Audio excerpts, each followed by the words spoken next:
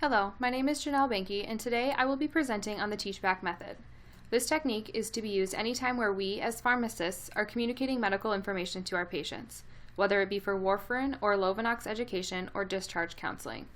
This presentation also has a supplemental document that I'll be referring to, which contains examples of questions to ask patients and applications of the teach-back method. The teach-back method is a way to make sure that we as healthcare providers have explained information clearly to patients. It is the process of engaging the patient or the individual who is primarily in charge of their medications in a discussion about their medications and asking them to explain in their own words what they need to know or do once they leave the hospital. Most importantly, it's a way for us to check a patient's understanding to determine if we need to reinforce a certain point or to make a correction. Essentially, it is a way for us to make sure that the patient understood what we have told them regarding their medications while making sure we did not forget anything important. So why is the teach-back method important? In 2007, the American Medical Association found that 80% of medical errors that occur are communication-related, and this includes patient-to-provider communications. So there is significant room for improvement. Patients often remember and understand less than half of what we explain to them. Therefore, it becomes extremely important for us to make sure that we are telling patients important information.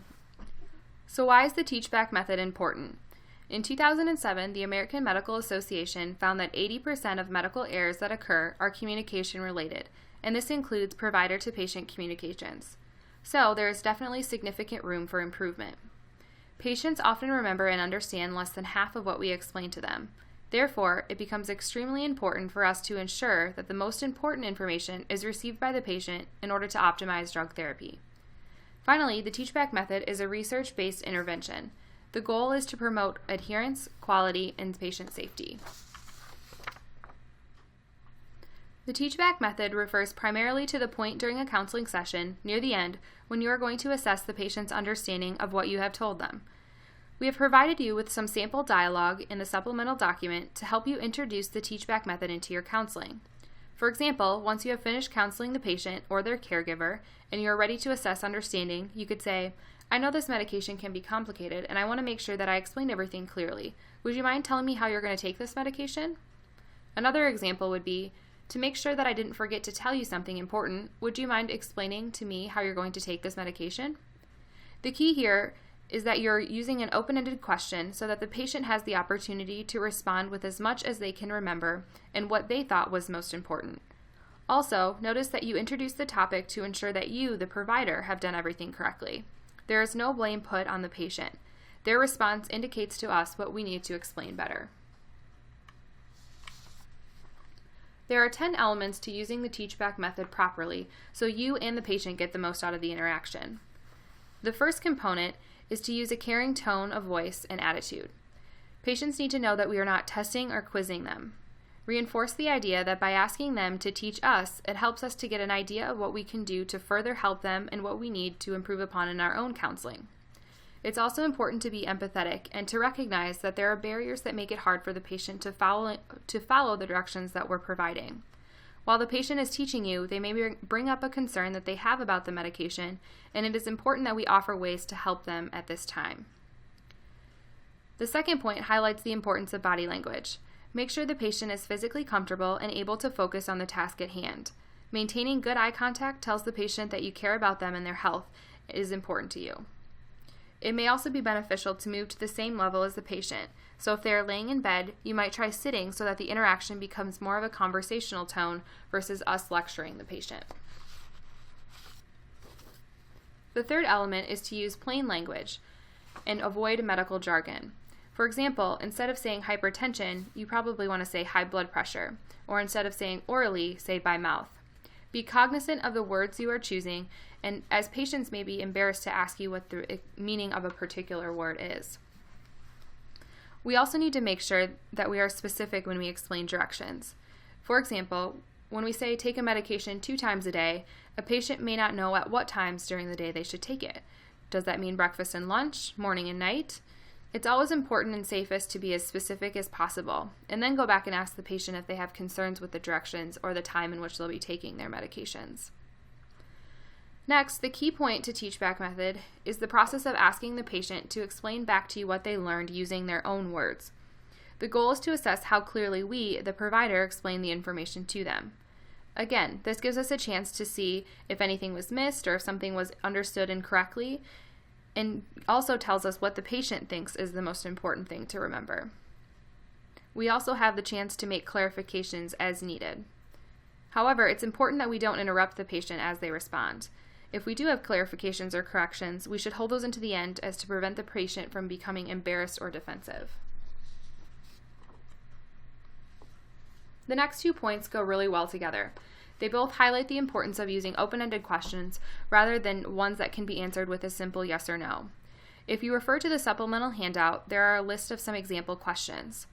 Open-ended questions are those that start by asking what or how, and they are important because they allow the patient to explain and elaborate. Yes or no questions limit the amount of information the patient will provide, and then we are at risk for missing key information. Once the patient has explained what they have learned, you may follow up by asking them an additional question about a specific key point. For example, you could say something like, "I'm not sure if I forgot to mention this, but do you know what the side effects we want to watch out for are with this medication?" This gives the patient the opportunity to respond with what they know without putting pressure on them that they should have known something. We also want to avoid asking leading questions. These are things like, "You take your medication every day, right?" This not only takes on a condescending tone, but it leads the patient to the supposed correct answer. Instead of answering how they actually take their medication, they're going to say what they think we want to hear. You lead them to believe that they were supposed to take the medication every day, and not doing so would be wrong. Another example of a leading question would be stating, "Your chart says that you're supposed to take this medication once a day. Is that so?" Again, we are telling the patient what they should have done rather than asking what they actually do. A more appropriate question would have been to ask, "How do you take this medication?" Then, if their answer differs from what you expected, you can clarify and work with the patient to determine why there is a discrepancy and what options you have to fix that. We have talked about this next point quite extensively, but one of the most important things to do with the teach-back method is to emphasize that the responsibility to explain the information is on you as the provider. The patient only knows what we tell them, and it is not their fault if they don't know something. Recognize that it's our responsibility to provide them with information and also to provide it clearly. Next, if the patient was not able to teach back correctly, explain the information again and recheck. If needed, try using alternative methods to explain the same information. What seems easy for you to understand may not come across that way to the patient. Try rewording directions or using visuals if those are available. Also, if there are a few key points that you really want to make sure the patient remembers, repeat those. For example, you could say, "Thank you for explaining that back to me. Of all the things that you explained, there are a couple that I want to make sure you remember because I think they're the most important." This acknowledges that the patient explained things correctly to you, but it gives you the opportunity to reinforce those points that you think are most important. As we talked about previously, you may find it helpful to use those visual materials. They assist patients that may be hard of hearing and can also serve as a follow-up resource once patients leave the hospital. Finally, as always, documentation is key. It serves as a record for yourself and other providers so that you know what you talked to the patient about. It also serves as legal protection. Unless you document that you talked about it, it did not happen. Finally, there are two other considerations that I want you to keep in mind when you counsel a patient. First, always be aware of the patient's cognitive and motor capabilities. These will affect how well the patient can administer and manage medications. We can provide all the education in the world to a patient, but if they can't physically follow the directions, it doesn't matter. So always be sure to ask the patient what concerns they have about what you discussed and if they believe they will be able to follow those directions. If not, try to find a way to assist them so that they can still get the most benefit from their medications. The last thing to keep in mind is the involvement of family members or other caretakers. Is it actually the patient that manages their medication, or is someone else responsible? If there's another person involved, you should make an effort to include them in the counseling session as well. That concludes our training session on the teach-back method. I would like to thank you for taking the time to go through this training program, as we know it will enhance care and safety for our patients. If you have any questions, please feel free to contact me or one of the other two presentation creators. All of our emails are listed here on the screen. Thank you again and have a great day.